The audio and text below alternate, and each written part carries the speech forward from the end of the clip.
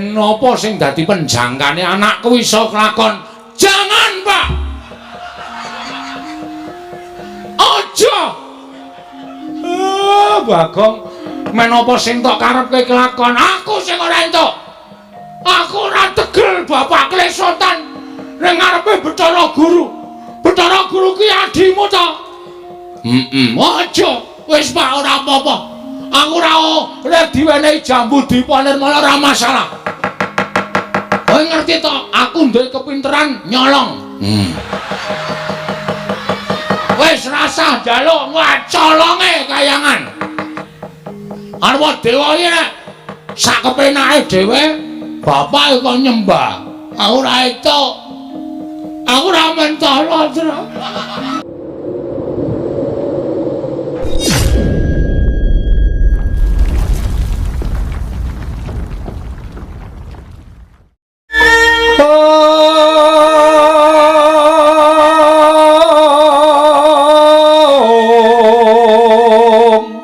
Obro prabanyo kang sumirat kenyaring teca laliwaran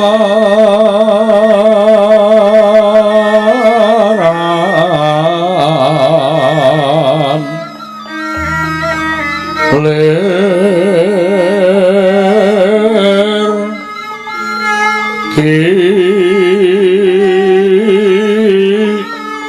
lat sisiring nadet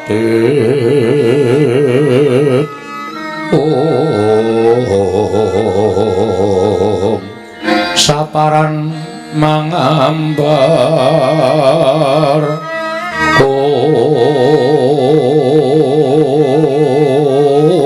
mas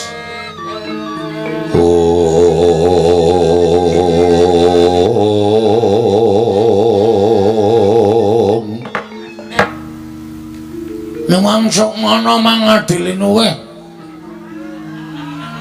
ana sasmintaning sun jagat wasisaning Ubathara Semar Mbaya Bapak Semar wilujeng Pak rawuhipun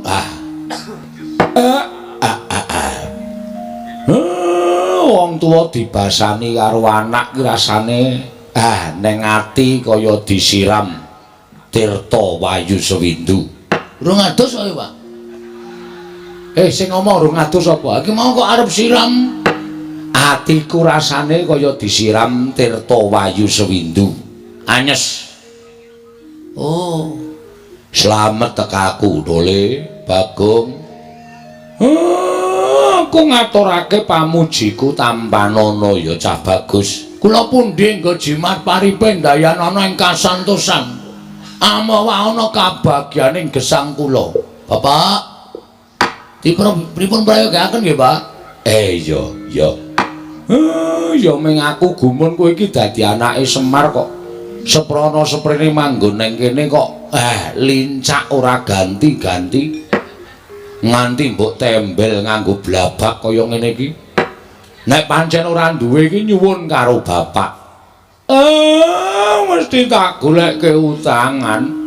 Urip ora arep ngebot-boti karo wong tuwa.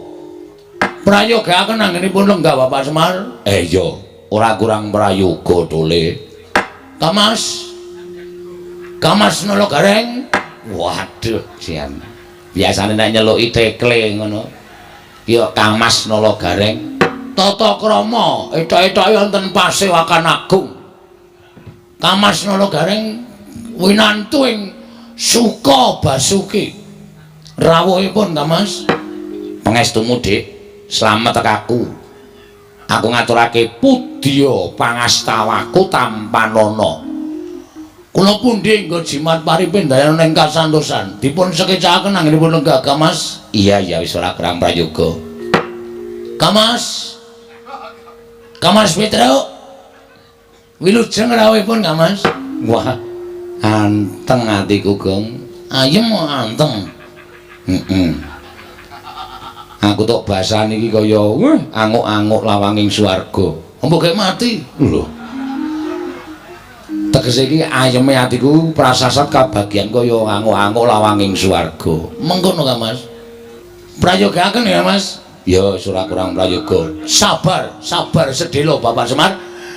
Mboten nonton gangsal menit tumuli menika mangke unjukanipun medal. Iya, iya. Ya wis aja kuwatir. Dadi ayem rasane Bapak. Bapak kuwi mlaku saka Karangkadempel, saka kelurahan tekan kene. Nek sing jeneng wong tuwa ki rak ya mesti ngelak. Sami Bapak. Kula nggih ngoten. Ya mung sing dadi kageting atiku Bagong. Kowe kok dadak menehi undangan karo bapak. Dina iki kon tekan omahmu ki jane eneng ngopo? Malah tekaku bareng karo Gareng karo Petruk ki apa kakang-kakangmu ya tok wenehi undangan supaya tekan omah kene. Pancen leres mekaten, Bapak. Wonten atur ingkang badhe kula unjukaken kathokipun Bapak. Basa ora pethoke gayane basa. Badhe kula unjukaken ngersanipun Bapak Semar. Bab apa? Ngaten, Bapak. Ingkang sepisan sewu-sewu kalapatanipun ingkang putra diagung pangaksami dene kula mboten ngaturaken tata upacara ning kaprajan. Dateng Bapak Semar upami ai kereta kencana. Apa duwe? Kere kok kereta kencana.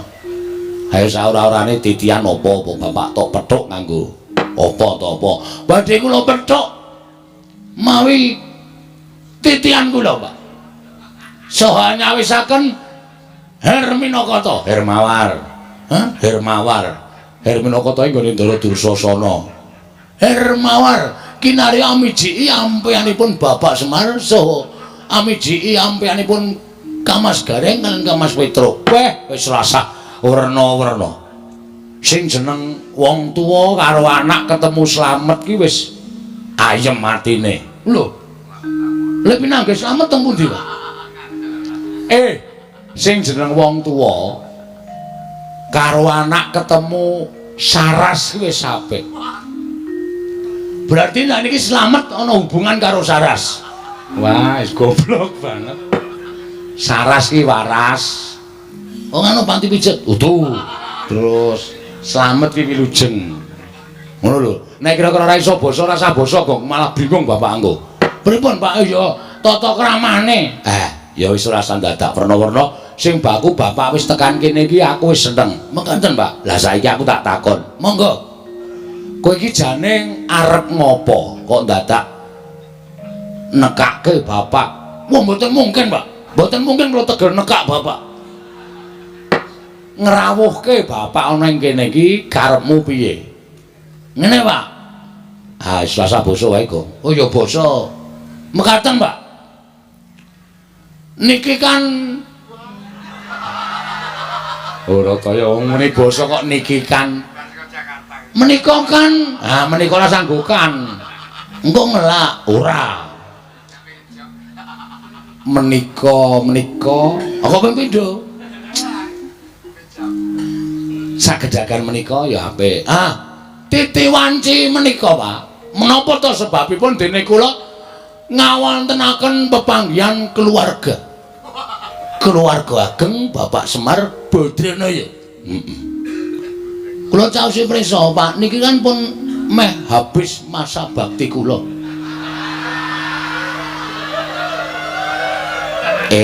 Ngono. Nggih, Pak. Ning kanyata kira-kira sasi November ini kula pun entek, Pak. Pun telas masa bakti kula. Lek kula udu penemu urun dateng pembangunan padusunan Pringapus mriki. Lah terus niat kula niku ajeng neruske perjuangan kula, Pak. Perjuanganmu ing babagan anggen kula ngesuhi para kawula sak padukuhan ing Pringapus. Menika badhe kula terasaken namung keramikipun dereng gadah, Pak. Terasaken bangun teras terusaken dipun terusaken Krana sakathahing para masyarakat kawula sak padukuhan Pringapus menika kanyata menika tasih setuju menawi kula menika tetep madhep minangka dadi kamituaning padukuhan Pringapus. Ketitik kula niku mboten wonten mungsuhe, Pak. Iya. Niki sing kula pacak dadi mungsuh kula bojo kula, Pak. Oh, iya. Supaya sah ing samukawisipun. Kuwi tegese lemu mranata para kawula kuwi apik. Ngono, becik. Dasare kowe ya srawung karo masyarakatmu, srawung kawula-kawulamu. Ya lah, nggih, Pak. Ning nggon tata cara apa wae kerepotaning masyarakat kowe teka. Ana ing kabagyaning masyarakat kowe teka. Masyarakat kesusahan kowe ngetok, masyarakat padha seneng kowe ya ngetok. Kuwi jenenge kowe srawung apik, mula ora ana liyane kejaba kowe kudu neruske perjuanganmu melawan Belanda. Ora. Perjuanganmu nggonmu nata marang padusunan iki. Mekaten, Pak. Nah, intinipun kula ajeng nyuwun pangestu kalian Bapak Semar. Tak pangestoni. Kalian nyuwun Probio. Lho. Sing arep maju jago kowe kok kowe njaluk Probio aku. Ngengeti bilih kula menika mboten nggadahi celengan, Pak. Iya. Ngengeti bilih kula menika ugi nuwun sewu tiyang mboten gadah nek dipercaya dening para masyarakat. Nggih kados pindu pundi malih kula tetep kudu maju minangka dadi pengayomaning masyarakat nerusaken dhateng pembangunan Padukuhan Pringapus. Nek ngaten niku, Pak. Lah, mula kula nyuwun dukunganipun, Bapak. Iya. Bapak kula pacak minangka dadi tim sukses kula. Iya.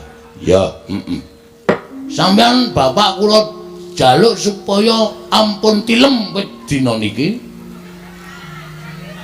Wong tuwa melek teka saka iki tekan November ora mudar ya ning ya. Ayo aneh-aneh ora. Sambil nemplekke gambar-gambar, Pak. Oh. Lambangmu apa, Le? Yamaha 75. Lho.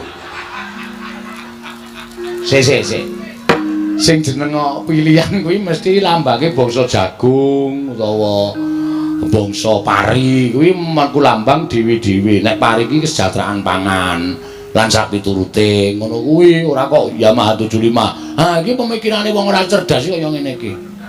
Oh, mergo apa kok gambari motor. Kita harus bergerak cepat. Ngono, membangun desa kudu bergerak cepat. Cek dengan pemikiran yang lugas. Apa sebabnya aku nggak kabar motor selah sepisan langsung muni Yamaha 75 kebule tekan ngendi-endi.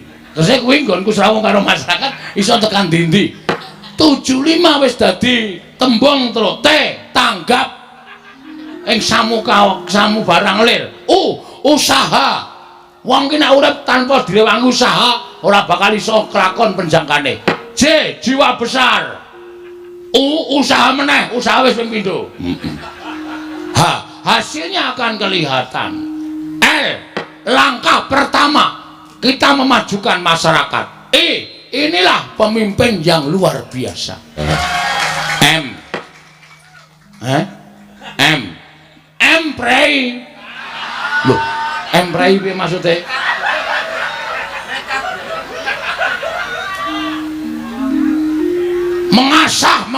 Mengasuh. Iya. Ayo kita bangun desa kita. Wah, edan. Kowe ngapa, Emir? Tangane kaya ngepleki dara ngene.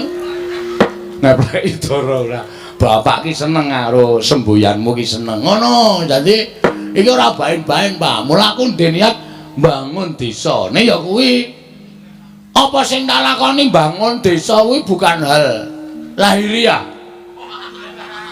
Yang artinya lagune Roma Irama. Wah, Ndek. Sing tegese, kuwi ora sing tak bangun ki bangsa papan sing magrong-magrong. Terus bangun intimidasi. Intimidasi ki piye maksude kok? Pengairan lho, irigasi.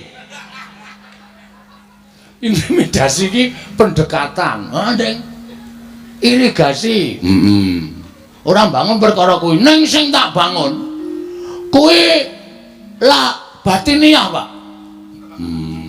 Batiniah. Batiniah. Bapak paham ora kata-kataku? Paham. Mergo bapak nun sewu SDM rendah. Iya. Dadi aku nek dadi pengareping dusun ki SDM tinggi ki nek omong SDM rendah ki ora nyambung. Nyambung aku ngerti.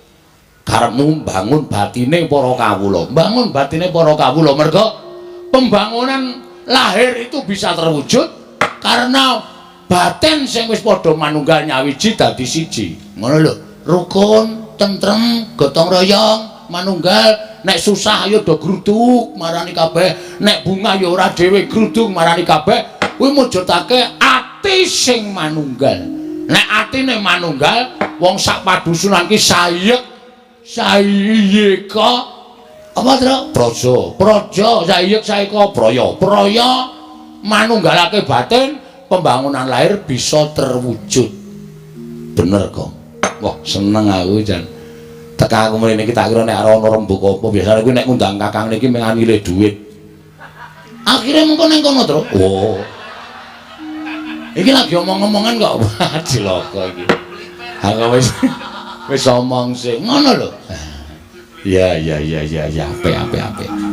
Terus piye, Gong? Aja kuwi mau. Mula iki aku arep bangun batine kawula sak padusunan.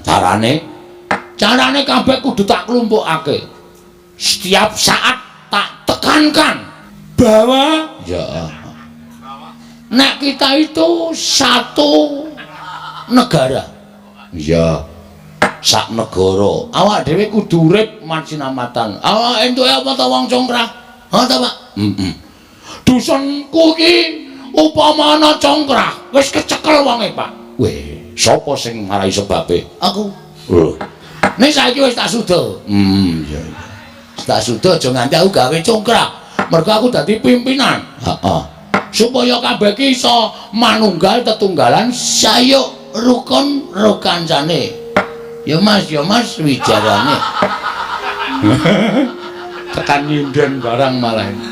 Ngono lho, Pak. Lah iya. Apik to, Le. Lah terus saiki bapak tok jak rene iki jane arep ngopo? Nyuwun donga, Pak. Oh iya. Sing jeneng anak nek duwe karepan tanpa dongane wong tuwa, mbok nganti sirah dienggo sikil nek nganti kelakon. Mergo wong tuwa iki tumrap aku Gusti Allah katon. Bener. Bapak iki tangan-tangane sing gawe urip. Nek bapak ora paring pangestu, arep aku menggebu-gebu, tidak akan berlaku. Weh. Iso kabeh ta, Tru? Ngono lho. Dadi aku bapak rawone tak suwuni pangestu. Angka 2. Kakang-kakangku ya tak jaluki pangestu mergo kakang-kakangku kuwi tumrap aku iblis katon. Setan tenan. Bapak iki di pihak yang baik. Nyuwun 3 Mas kagem bapak kula. Sing gedhe pangapuramu, Pak, gulaku entek. Weh. Ya wis ora apa-apa. Tak suwun ke panitia ya, Pak. Kok diwakilke dalange sik mangan. Wah iya wis ora apa. Ora apa-apa dole. Ngono lho. Nyuwun pangestu lan aku nyuwun karo bapak supaya sak suwene iki bapak nunggoni karo aku. Mergo kekuatan sing paling luar biasa tumraping Bagong iki mung bapak Semar. Syukur nek kowe isih percaya karo aku. Lah kok kon percaya sapa? Wong bapak iki bapakku. Iya. Ngono. Sak ngendikane bapak arep tak estoke. Sak dawuhe bapak arep tak estoke. Aku tok kon ngopo, Pak? Biar dek zaman pertama aku nyalon dukuh pring ngapus, tok kon kungkum. Aku yo nglakoni 40 dina 40 bengi. Kowe dawuh karo aku, wong prihatin ki ora njaluk karo sing mbau reksa. Wong prihatin ki ora njaluk karo sing tunggu kali, karo sing tunggu guwa. Ning golek papan sing sepi sepen kuwi supaya eling karo kelakuane sing biyen, resik jiwa lan batine. Aja nganti tumindak dosa, nyuwun pangapura marang ngersane Gusti lan nyuwun supaya diilangi dosa-dosane sarana awake dhewe nglarani awake dhewe. Satata wong popo utawa sebut topo. Wong ki anggere cegah dahar, cegah guling, ora maem ora turu. Kowe ora kok piye-piye ning ngrasake wong sing sengsara uripe kadang kala mangan kowe ngrekoso turuwe ra iso. Lah awake dhewe kudu iso nirokke lelakone wong sing sengsara kaya ngono kuwi disebut tapa. Neng kali lakoni wiritan. Iya. Ana Pak. Terus aku dikon Petruk kon ngebleng ning jero kamar. 30 dina 30 bengi. Kuat gong kowe kae. Kuat lulus. Wedian. Ampuh kowe. Heeh. Dhewe karo bojoku. Aku ngebleng bojoku mbligung. Wis ora ana embere kaya ngene. Ora pas kok ya. Ora ana kegiatan ning jero. Tingu arep ngapa iki? Iya, terus ya meng gareng sing kurang ajar. Lah piye to? Sing terakhir aku kon turu ning sarean. Sareane siji. Heeh. Are turu ning sarean kene iki sarean leluhur. Tak turani 3 dina. Bareng tak kenahi karo juru kuncine iki meng sarean genjek. Wow. Mula kok blas ora ngrimpeni. Arep tak apusi.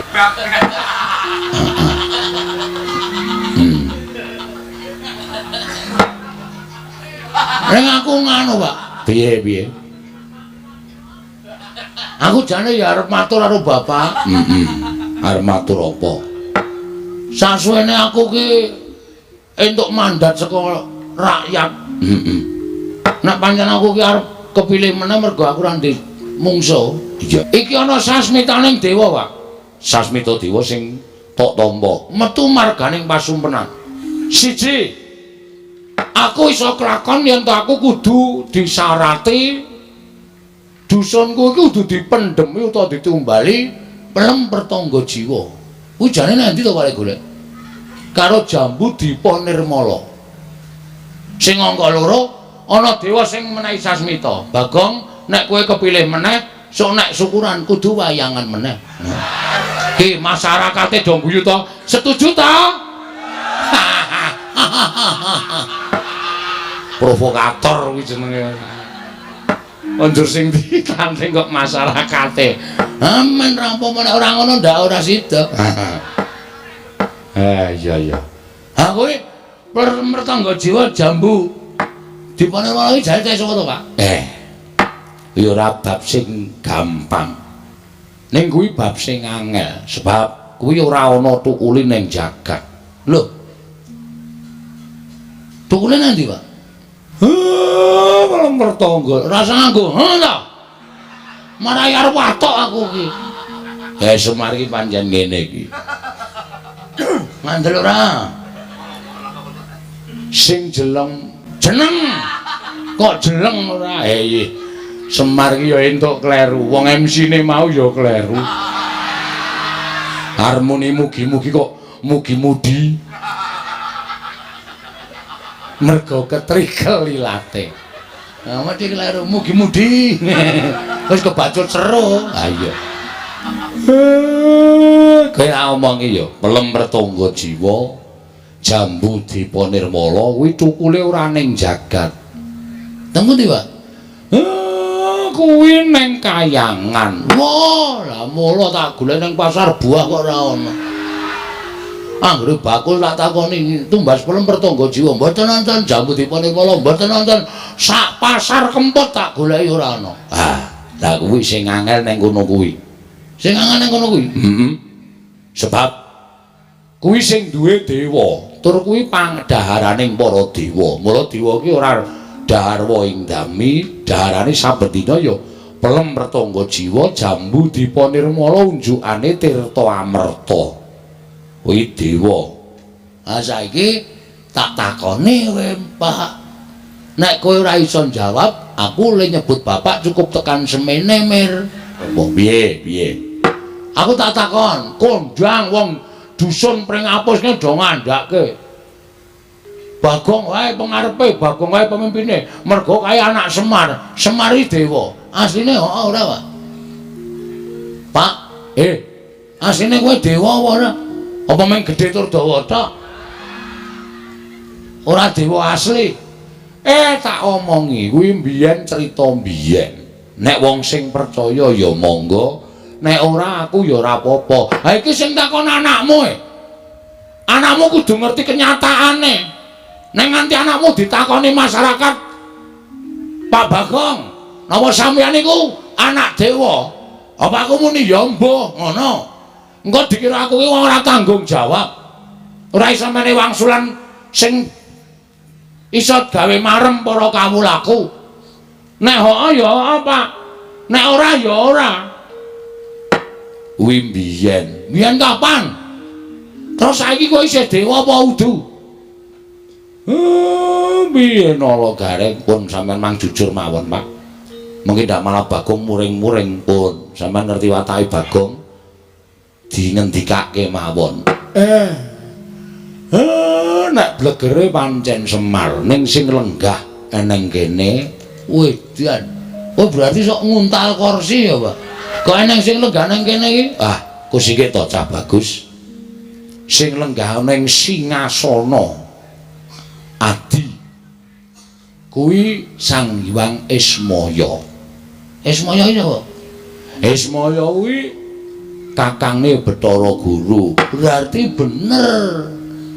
Kawula nek do omong Bagong ki aja sepelek karo wong kaya ngono kae cah pinter ming ora ketok mergo kae anak dewa, anake Sang Hyang Ismaya sing menjalma dadi titah swanta. Wah, seneng aku, Pak. Dadi ternyata asli to, Pak. Aku lagi ngerti mbuktekke nyatake matur dhewe karo bapak ya bengi iki lho, Pak. Iya, pancen bener. Ning kuwi rak wis mangabad-abad kepungkur. Nek aku dunekke dewa aku moh wong jejerku ki mung menungsa. Aku moh nek dunekke dewa. Ning sampean asline tetep dewa. Ya dewa ning dewa sing kon mudhun ana ing jagat dadi titah swanta. Kok iso? Nek kowe upama urip ning kayangan rek aku barang ki melu sugih to, Pak.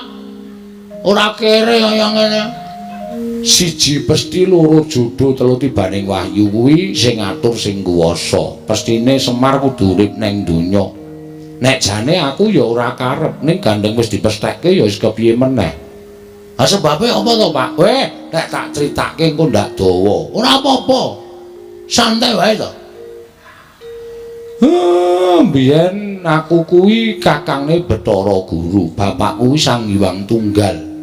Ora ndek dulur, ora. Sang Hyang Tunggal ki nalika semana garwane nglairake wujude endhog. Waduh. Endhog. Banyak kok, Bebek. Wis wujud endhog ngono wae.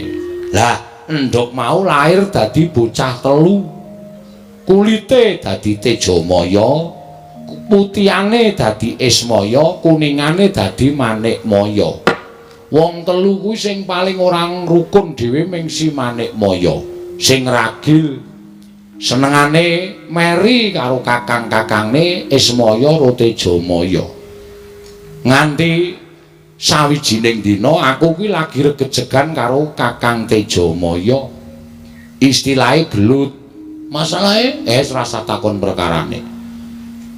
Kalodhangan kuwi digunakake karo si Manikmaya nggo wadul karo bapakne Sang Hyang Tunggal, Rama, Kakang Ismaya, Kakang Tejamaya sami Pancabakah, sami peperangan amargi sami rebat kepengin dados dewaning para dewa. Ning jane ora, ning merga Manikmaya kuwi sing jane kepengin dadi dewa, terus aku didakwa kaya ngono karo si Manikmaya. Rama pukulun duka. Terus Rama pukulun duka didangu Tejamaya, Ismaya kok ngono pakartimu kok kepengin nyahak wenanging wong tuwa. Tejamaya nek kowe iso nguntal gunung pagering jagat sisih kulon tak dadekke dewa. Ismaya nek kowe iso nguntal pagering gunung jagat sisih wetan kowe tak dadekke dewa. Pakdemu Tejamaya cangkeme nganti dijembar-jembarke nganti suwek.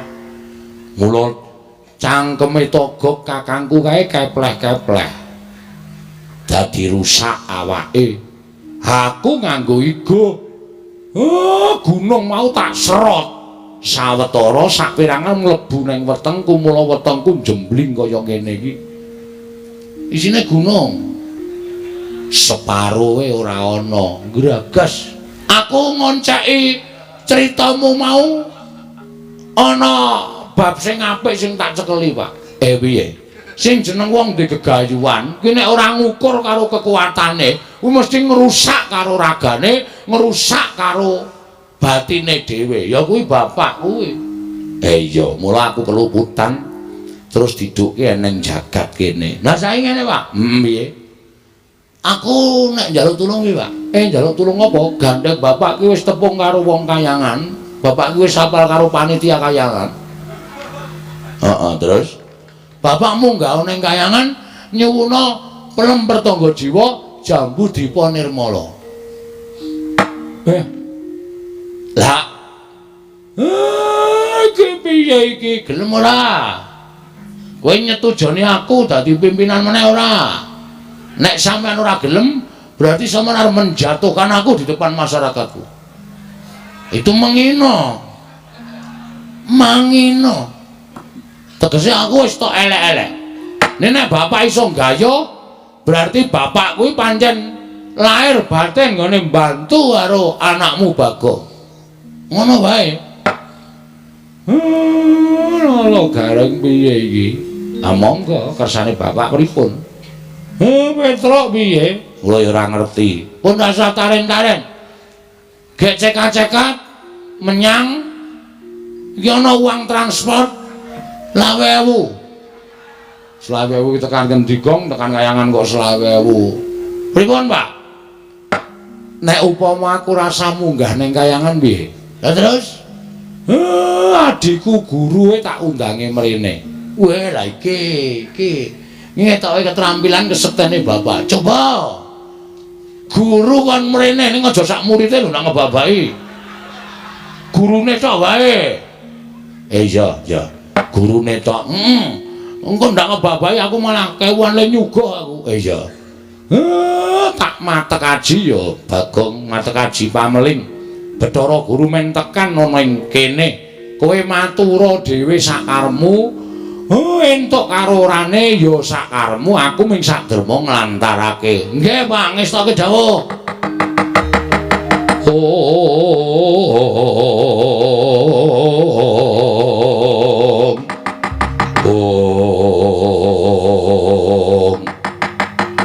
Sigra andumuk kuncunge Lurah Semar Badranaya. Mun Lurah Semar ndumuk kuncunge tegese duwe gawe. Sigra matek aji pameling. Datan dangu cumorot saking Dirgantara. Nenggih. Bonyang Madya Putra Hyang Pikulun. Sang Hyang Jagat Girinata ya Sang Hyang Bathara Guru tumedhak wonten ing balismaning Lurah Bagong. Pak. Ki ana wong malak. Malak piye? Kancane tangane loro kok papat dhewe. Ki nek adus suwe tenan iki ngosoki kelek papat. Linggo ngisor. Kuwi Bathara Guru. Lho, kok ora nggo stop map? Bathara Guru.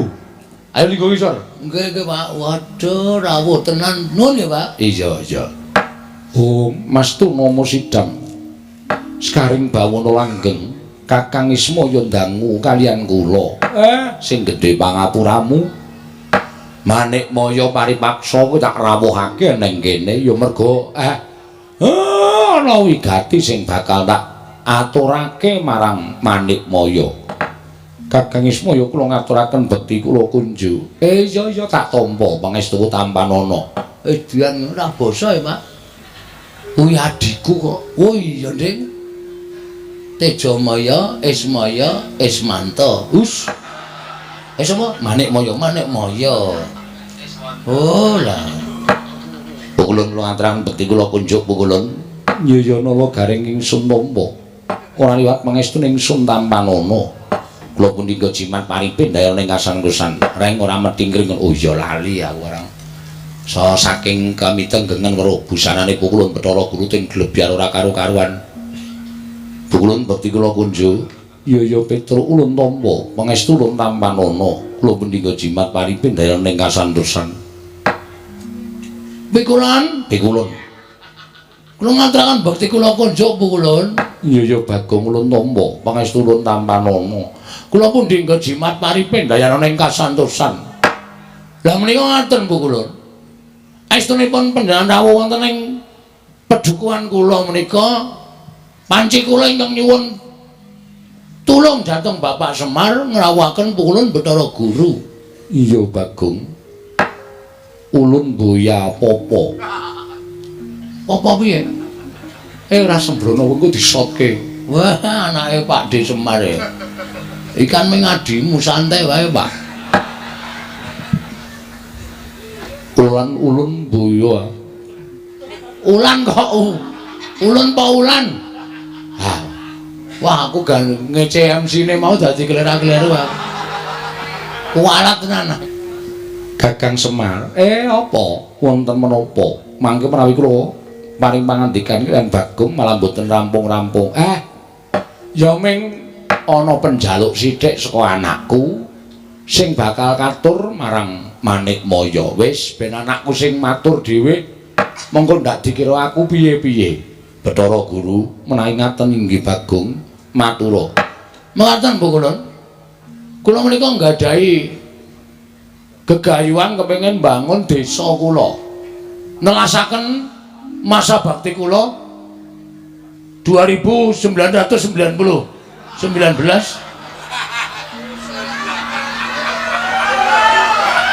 mau ya kleru ta Pak? Dadi lurah kok suwe men 1919 edan tenan. Aku wong lahir wis metu wudel Pak. Apa iya sak ngisore sithik. Drakure ora. Ngaten ya Bu Kulun? Iya Bagong. Kula kepengin bangun dusun kula niki. Ning kula niku entuk sasmitane gaib. Sing nalika semanten kula nglampahi sare naritis sesemek ron Rajamala abebantal boto sarembak. Gayane iki lho. Kowe turu ning Tritisan ki Tritisan ngendi? Wong Tritisan ketokne kandang pitik ngono kok. Ning dhuwur kandang pitik. Oh. Sing penting nek ning Tritisan. Entuk sasmitain gaib. Sasmita gaib. Sasmita gaib bilih saged rancak napa sing kula lakoni menawi dusun kula menika dipun tumbali. Ditumbali apa Bagong? Sepisan ingkang winastan pelem arum manis. Kok wis malik iki piye? Pelem apa? Arum manis. Pelem arum manis kok dadak ngrawuhke Bathara Guru. Wis jendeng lali aku.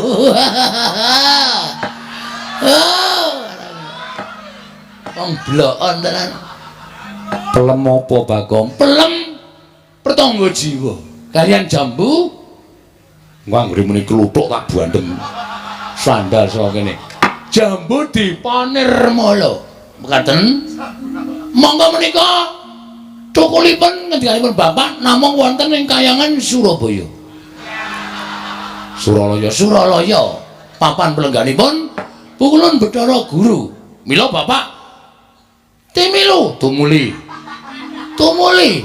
ngrawuhaken Bathara Guru rawuh wonten ing pring apus menika ingkang saderma saperlu kula aturaken menapa dados panuwun kula dhateng Pukulun Bathara Guru supados maringana mboten ketang ingkang pentil. Gong cangkeme kuwi lho sing urung gedhe kuwi lho. Aku iki pikiranmu sing basa terus. Pelem ki nek cilik pelem pentil. Heeh ya. Ingkang alit waton saged dipun dadosaken tumbal ban wonten ing pedusunan pring apus mriki kalian jambu dipanirmala Bu Kulun. Pelem pertangga jiwa setunggal, jambu dipanirmala setunggal, kula petak wonten ing dusun pring apus. Nyuwun pangapunten menawi kula kladuk ning gandeng menika sampun dados sasmitaing gaib. Mila tetep kedah kula suwun. Menawi kula nyuwun lintu menapa kemawon kula sumadyakaken. Kula gadah pijawa. Menawi kersa badhe ngasta wonten kayangan semangga ning kudu ditumbaki. Ora ana pit iso mabur. Menehi ning ora mungkin dadine ora bakal kelakon ora. Ngaten Bu Kulun. Kakang Semar. Piye?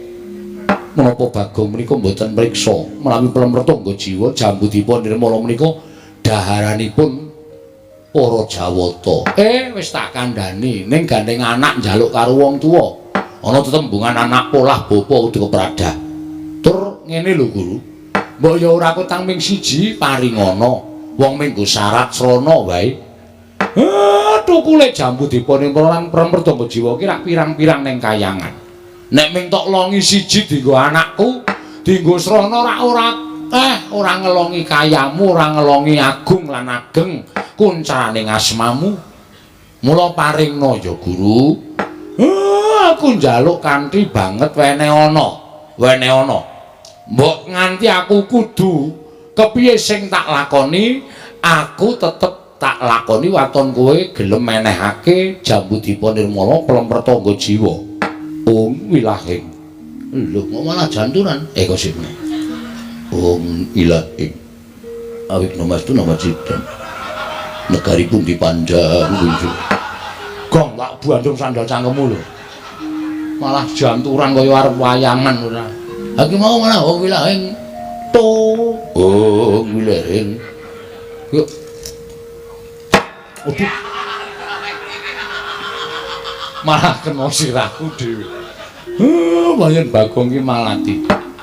Wis wenehno. Kakang Semar kula badhe munjuk atur. Piye? Slaminipun kula menika dados diwaning para dewa. Slaminipun kula menika dados nalindraning Jawata, sedaya titah wonten ing jagat menika sami nyembah kaliyan kula. Namung imanipun wonten titah setunggal ingkang dereng nate nyembah kaliyan kula. Kula kepingin titah menika keparenga sak mangke nyembah dhateng kula.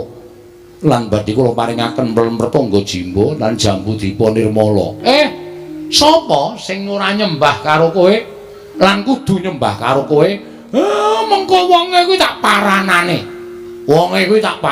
Tak dawuhi supaya nyembah karo kowe, jer nyembah karo dewaning para dewa kuwi wis sak mestine ingkang dereng nyembah kaliyan kula namung Kakang Semar.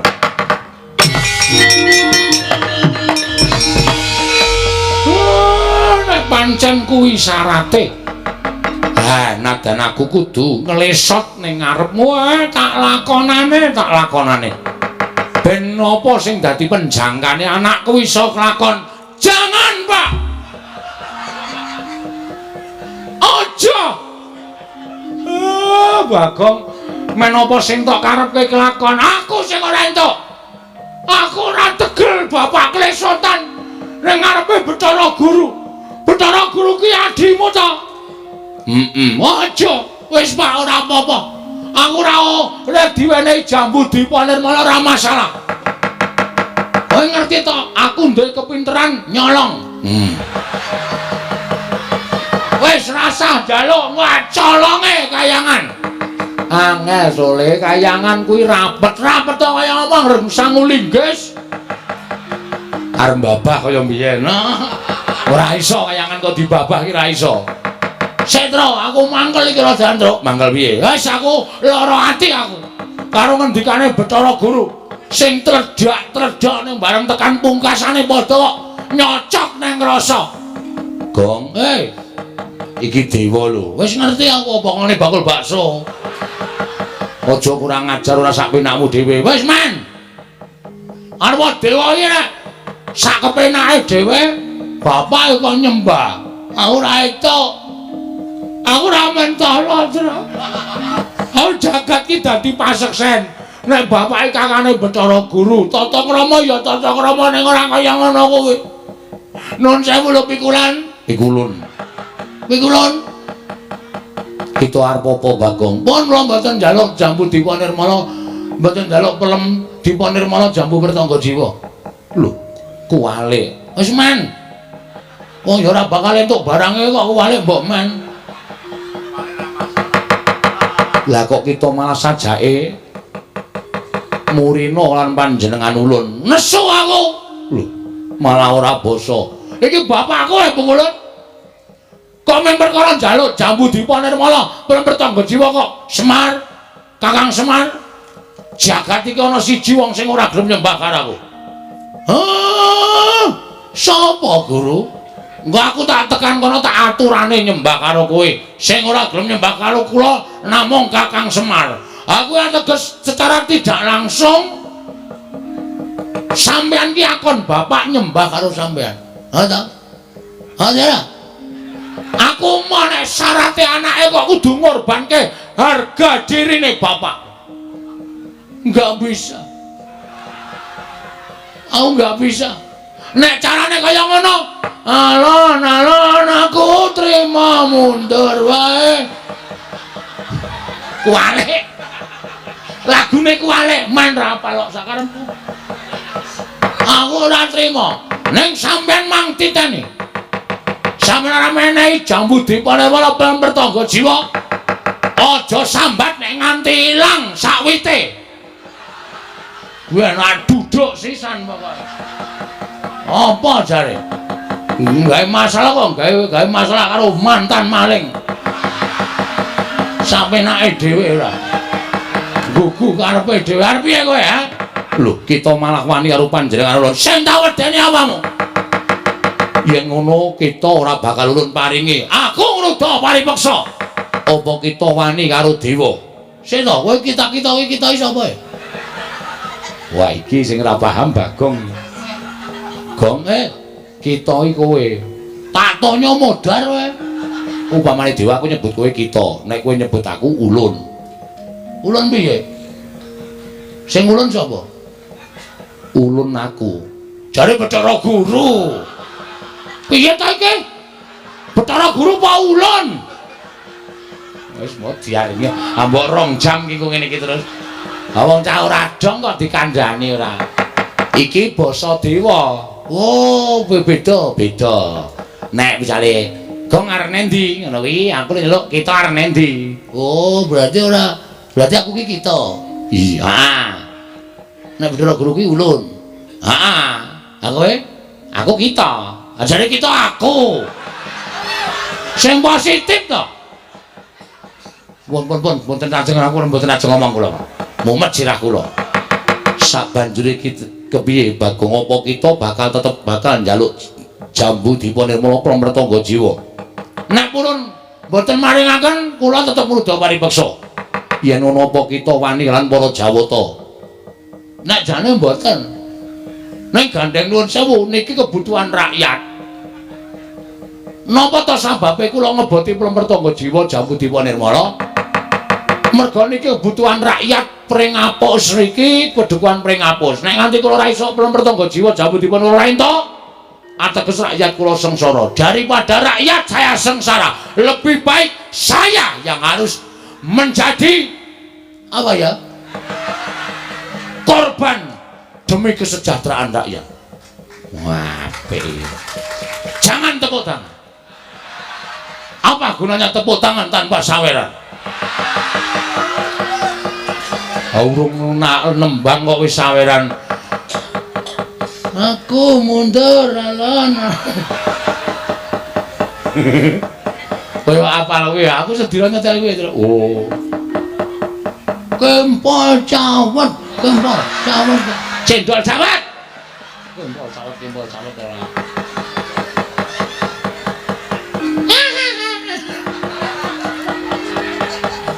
Ibu-ibu le guyu nganti ora kepoyo malah ciraka. Kula ajeng rebut kita wani karo para Jawata sing tak wedeni awamu. Bagong sabar men, meneng men. Ora tak peksa ngene iki ora rampung-rampung. Sampeyan ora maringke, kula munggah ning kayangan tak bedol wite. Ben dewa do ngelih kabeh. Ora mangan pramrtangga jiwa jambu Dipa Nirmala. Ulun jabut nyawa kita. Jabutan ora wedi aku. Untu lore tak jabute kok ming nyawa dijabut. Aku wedi ora wedi. Metu njaba yo, piye? metu njaba. Weh lah dewa ngajari ora apik kowe. Hah? Dewa ngajari ora apik. Nek wis sah, wis resmi iki ditokke jero. Ora metu njaba. Oh, kurang ajar kowe ra.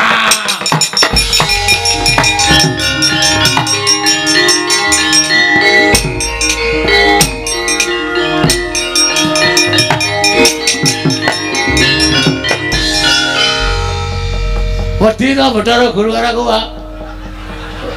Kae iki ora wedi ning kae metu ning pelataran lumpukke dewa-dewa mateni kowe.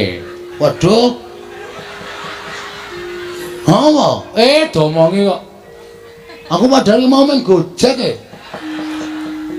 dewa kok jak gojek ki ra iso. Mula aja sok sembrono. Waduh cilaka iki, Tru. Aku dewangi, Tru. Ya. Reng, apa? Aku dewangi ya. Oh, tangane wetekle ora kon gelut.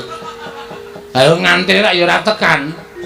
Oh, ditanono kowe nek ora ngewangi aku berarti kowe tega rompatiku.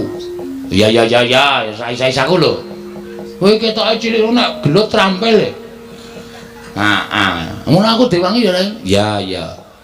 Aku dilindungi. Kowe wae tak dapuk dadi linmas. Oh iya. Jek linmas kaya ngene iki sing wedi sapa coba? Linmas kok ting gendiek-gendiek ini. Sing penting getakane kok, Tru. Getakan sempritan sing penting. Nah iya ora. Wis Pak, Bapak rasa kuwatir, tak tanggunge Pak, rasa wedi. Ngono ana apa-apa piye? Saya tak takon. Kowe tresna ora aku? Aku tresna. Nek kowe tresna, mengko nek Bathara Guru methoke aku arep mateni karo aku. Pethoke ya, Pak. Oh iya. Ya? Anake Bathara Guru jenenge apa? Bathara Indra. Sisan kuwi pethono sisan, Pak. Oh iya. Terus liyane oke.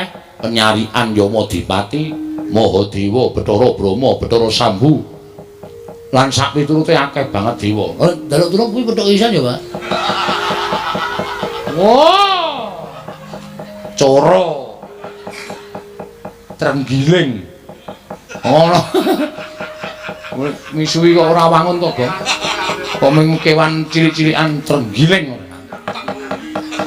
Arang-arang. Oh, cacing pita.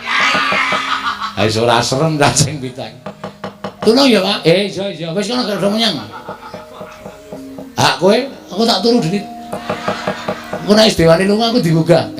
Ora kena kaya ngono, kudu tanggung jawab tela bakarane. Enak kuwi. Tanggung perkarane kok enak-enak. Oh, siap. Jagung bakarane, Pak, kok tela bakarane. Nek wis ora gatek iki aja dibaleni. Senengane kok malah badarke dhewe. Aku marang ya sak ngono kowe. Nek ora bener ki aku sak ora lega. Aku iki wis rampunge sok tak. Bener ora ya mau.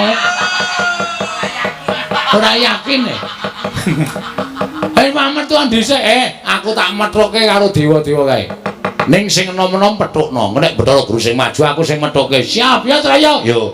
Ora nggo gending, slepek. Oh iya. Nganggo slepek wae. Tung, lentak. Jelali. Wanamba mangwa suci sasi seswarane pesona wala brambang sa ular kambang. Oh, ya emang aja. Yo.